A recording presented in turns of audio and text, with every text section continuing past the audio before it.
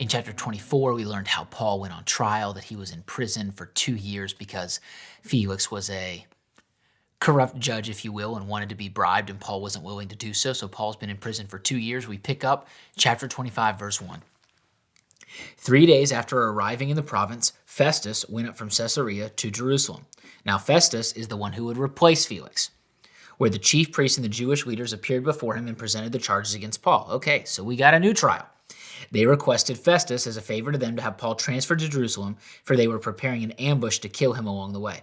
Festus answered, Paul is being held at Caesarea, and I myself am going there soon. Let some of your leaders come with me, and if the man has done anything wrong, they can press charges against him there.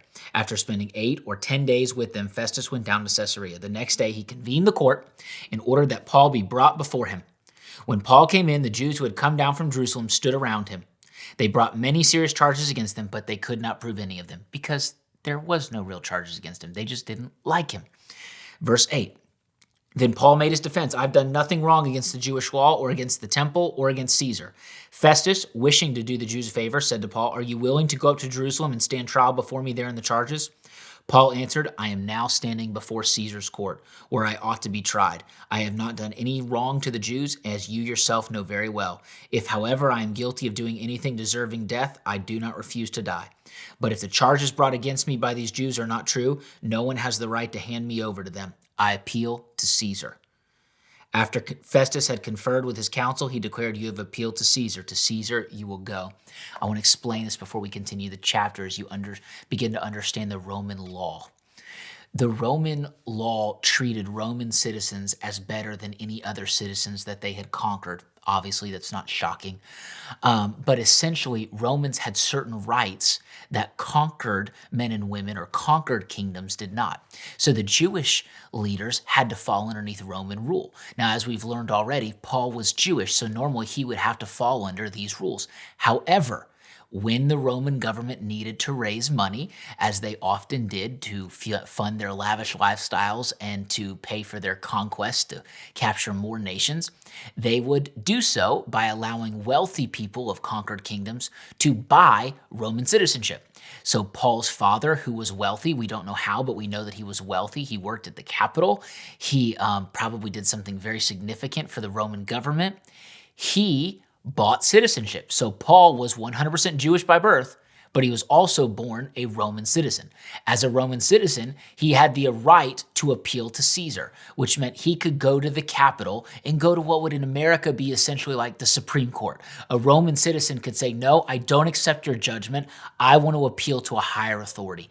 That's what Paul had done. He realized this sham kangaroo court, this fake accusation was going to get him nowhere. He had been in prison for 2 years. He said, send me to Rome. I want to appeal before Caesar. And Festus said, that's your right. You may go. Verse 13. A few days later, King Agrippa and Bernice arrived at Caesarea to pay their respects to Festus. Since they were spending many days there, Festus discussed Paul's case with the king. He said, there is a man here whom Felix left as a prisoner. When I went to Jerusalem, the chief priests and the elders of the Jews brought charges against him and asked that he be condemned. I told them it is not the Roman custom to hand over anyone before they have faced their accusers and have had an opportunity to defend themselves against the charges. When they came here with me, I did not delay the case, but convened the court the next day and ordered the man to be brought in. When his accusers got up to speak, they did not charge him with any of the crimes I had expected. Instead, they had some points of dispute with him about their own religion and about a dead man named Jesus who Paul claimed was alive. They basically were arguing about whether or not Jesus had risen from the dead. He said that's all they were arguing about. He didn't do any crime. They were arguing over whether or not Jesus had really resurrected or not. He continues off in saying, I was at a loss how to investigate such matters, so I asked if he would be willing to go to Jerusalem and stand trial there on these charges. But when Paul made his appeal to be held over for the emperor's decision, I ordered him held until I could send him to Caesar. Then Agrippa said to Festus, I would like to hear this man myself. He replied, tomorrow you will hear. So Paul goes before Agrippa. It says, the next day, Agrippa and Bernice came with great pomp and entered the audience room with the high-ranking military officers and the prominent men of the city. At the command of Festus, Paul was brought in. Festus would then say, and King Agrippa was basically like another leader that he was a big deal in the Roman culture. He just wanted to see this. He was intrigued. And they say, King Agrippa and all who are present with us, you see this man. The whole Jewish community has petitioned me about him in Jerusalem and here in Caesarea, shouting that he ought not to live any longer. I found he had done nothing deserving of death, but because he made his appeal to the emperor, I decided to send him to Rome. But I have nothing definite to write to his majesty about him. Therefore I have brought him before all of you, and especially before you, King Agrippa, so that as a result of this investigation I may have something to write.